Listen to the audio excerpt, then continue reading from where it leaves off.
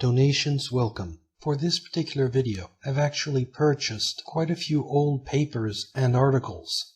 This video has also taken months of my time to prepare, so any donations would be appreciated. Running the black budget, as is explained in Operation Rollback. The heart and soul of covert operations is the provision of unvouchered funds and the inviolability of such funds from outside inspection. In other words, untraceable, unaccountable cash. The ESF, with its extravagant freedom from scrutiny enshrined in law, was nothing short of ideal for funding secret operations. That's why, after World War II, when U.S. covert operations were transferred to the Office of Policy Coordination, the new head of the OPC, Frank Wisner, turned to the ESF for financing. Wisner's first plan of action, to defeat the Communists in the April 1948 Italian elections, was funded by $10 million provided by the ESF. The millions were delivered to Italian politicians in suitcases filled with cash. So it was a slush fund established to stabilize the dollar that started the United States on the first covert operations of the Cold War. It is important to understand here that the ESF runs the US's black budget. The ESF takes in cash from a variety of sources and then funnels that money to covert operations. Here's an example. In 1941, the War Powers Act authorized the U.S. Treasury's Exchange Stabilization Fund to serve as a holding pool for captured Nazi valuables. This pool of money became a secret source of financing for U.S. clandestine operations in the early days of the CIA. And that's how the ESF runs the black budget. Sources of ESF cash include the gold confiscated from U.S. citizens, IMF and World Bank loans, money siphoned from the Marshall Plan, appropriations buried in the budgets of other agencies, and income from illicit activities like drug trafficking. All U.S. intelligence agencies have been financed by this cash. The ESF is involved in everything the CIA does. More importantly, the ESF is capable of running its own covert operations. After all, the ESF has the unreviewable authority to engage in covert actions in international finance, and has been funding covert efforts since before the CIA's existence. Consider this: the CIA operates under some legal restrictions. There are no legal restrictions on the ESF. The CIA has been investigated by Congress multiple times. The ESF has never been investigated by Congress. It should be obvious that the nastiest stuff will be done by the ESF itself, and that America's darkest secrets are buried where Congress never looks and never asks questions. The ESF and the CIA go wild fighting the Cold War. To learn about the history of the CIA, I recommend Legacy of Ashes, a book by New York Times reporter Tim Weiner. Weiner has been working on Legacy of Ashes for 20 years. He has read over 50,000 government documents, 2,000 oral histories, and has conducted 300 on-the-record interviews. This is as factual as you can get. Weiner has also won a Pulitzer Prize for his coverage of the intelligence community. Despite the vast resources at its disposal, the CIA has largely been a failure. First, it is no good at espionage. In a typical example, the agency dropped millions of dollars worth of gold bars, arms, two-way radios, and agents into Poland to support a powerful Polish underground movement that didn't exist. 5 years of planning, various agents, and millions of dollars down the drain.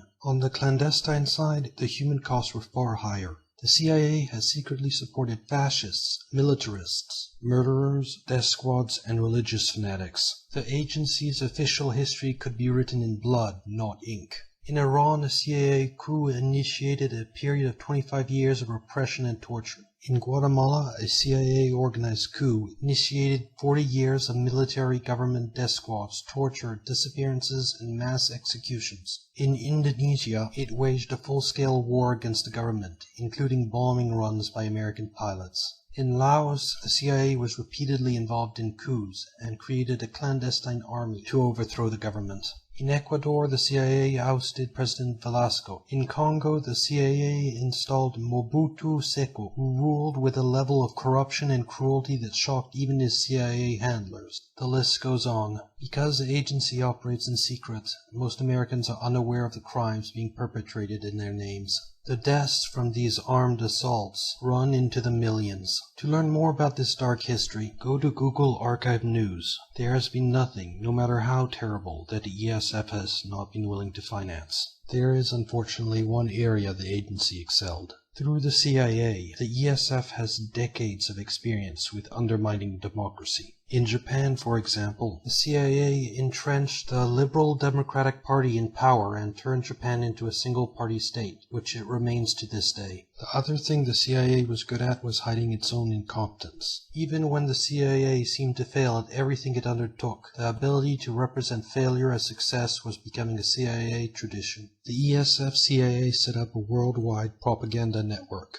The US engaged in a propaganda war against the Soviet Union. And so it built a worldwide propaganda network, which ranged in importance from Radio Free Europe to a third-string guy in Quito. The network was known to those inside the CIA as Wisner's Wurlitzer, named after Frank Wisner and the Wurlitzer organ. Almost at the push of a button, the Wurlitzer became the means for orchestrating in almost any language anywhere in the world whatever tune the CIA was in the mood to hear. The agency's long-standing relationship with American journalists was first called to public attention in 1973. That led to investigations by 2 congressional committees. Let's look at the final report of one of those committees. What interests us is Part 10 on the domestic impact of CIA operations. The variety of CIA relationships with the US media makes a systematic breakdown almost impossible. The CIA is now using several hundred American academics who write books and other materials for propaganda purposes. In the world of covert propaganda, book publishing activities have a special place. A single book can significantly change the reader's attitude and actions to an extent unmatched by the impact of any other single medium. Well over 1,000 books were produced, subsidized, or sponsored. I have a particular hatred for the book form of propaganda. If anyone thinks the financial crisis was caused by Wall Street greed, please watch my video on the true cause of the crisis. The danger of CIA propaganda contaminating US media occurs in virtually any instance of propaganda use. In the case of books, substantial fallout in the United States may be a necessary part of the propaganda process. An American that reads one of these books would not know that his thoughts and opinions are being shaped by an agency of the United States government. The CIA failed to reveal the names of propaganda books published since 1967. In fact, the CIA wasn't cooperative in anything with regard to its media relationships. Carl Bernstein from the Watergate scandal explained why in his cover story published in 1977. Because from the CIA's point of view this was the highest and most sensitive covert program of all, the CIA went to extraordinary lengths to hide its media relationships. The CIA persuaded the committee to restrict its inquiry and to deliberately misrepresent the actual scope of the activities in its final report.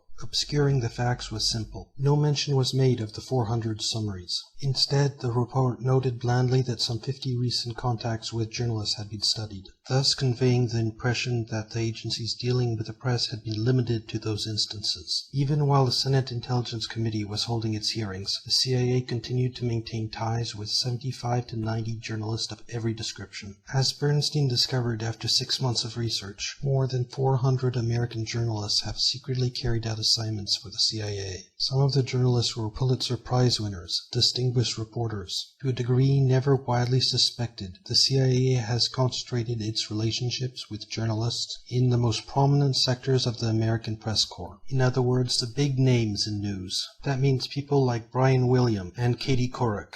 Go to my entry on the Nightly News for an example on how bad the situation is. In response to Bernstein's article, the New York Times wrote a 3-part series on the CIA's propaganda network, and that was the last we ever heard of the issue. Some interesting things were written in this series. At least 18 American reporters have refused CIA offers, some of which were quite lucrative. At least 22 American news organizations have employed American journalists who were working for the CIA. These include some of the most influential news organizations in America. Major outlets like Time, Newsweek, CBC News, and the Times itself were the most extensively used. The Times unearthed several occasions where the CIA had interfered with the paper's reporting, including in 1954, when the CIA overthrew the government of Mexico, and a Times reporter was getting too close to discovering its role. The New York Times also shows how the CIA suppresses undesired information. The CIA seriously considered a plan to buy up the entire first printing of a book to keep it from the public view. When that didn't work, a propaganda campaign was initiated to encourage reviewers to denigrate the book.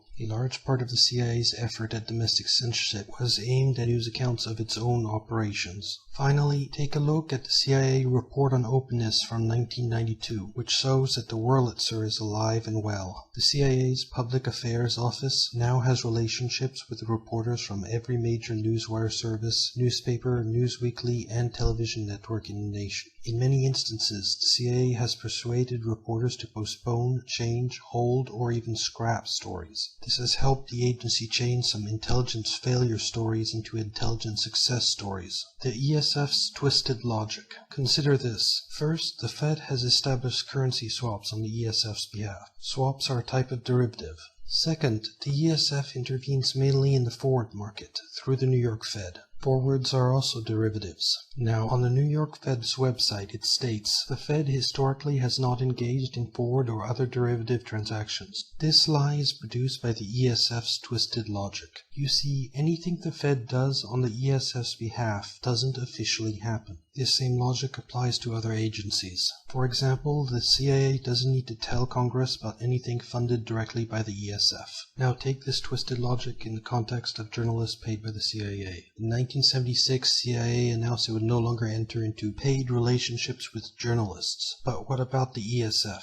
Well, in 1971, the ESF had 300 people on a payroll of 5 million. And in 1976, the ESF had 500 people on a payroll of 10 million. That's quite a big jump, isn't it? This propaganda network has always been financed by the ESF. Taking the CIA out of the equation doesn't change much. The ESF spends the entire US gold reserves. What happens when you give people who believe they have a self-appointed mission of world-shaking importance all control over US gold reserves? Well, they knew the answer to this question back in 1939. Senator Glass, a critic of the ESF, explains what the government would do. You would just go ahead and spend that money, and then borrow more on top of it. To demonstrate what would happen to the dollar, he held up a bundle of German marks. You have to understand that owning gold was only illegal for Americans. Foreigners were not prohibited from asking for, receiving, and owning gold instead of holding on to dollars. So when the ESF delivered suitcases filled with cash to foreign politicians, it was spending America's gold. This was a big deal. Because the supply of gold is limited, its value is steady over long periods of time. On the other hand, the supply of paper currencies, like the dollar, is not limited, so they lose value against gold, or crash completely.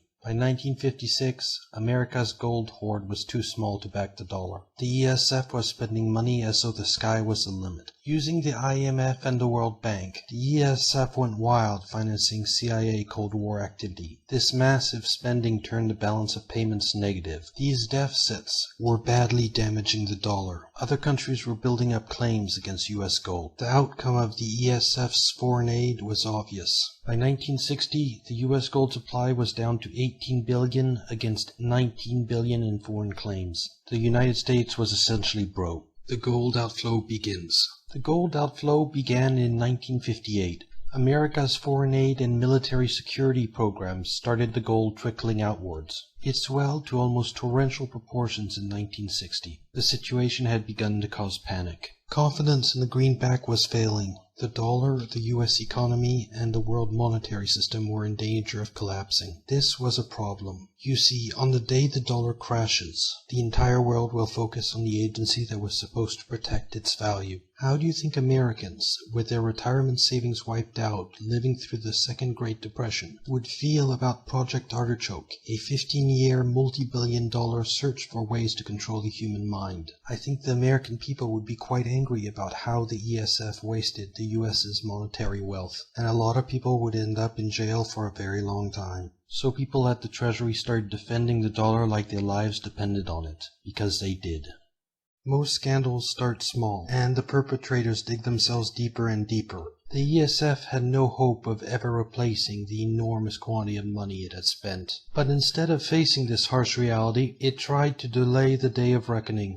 The ESF's desperate dollar defense. The steady drain on U.S. gold holdings was a threat to the ESF, because if it led to dollar devaluation and economic depression, the entire world would have focused on the confidential accounts of the Exchange Stabilization Fund and the activity it was financing. This also meant defending the Bretton Woods Agreement, because any major reform of the Bretton Woods system, especially the World Bank and the International Monetary Fund, would have also exposed the ESF's activities. The ESF needed to do whatever it took to defend the world's monetary system, and the American dollar had to be propped up even at the cost of begging. This is how the dollar's defense began.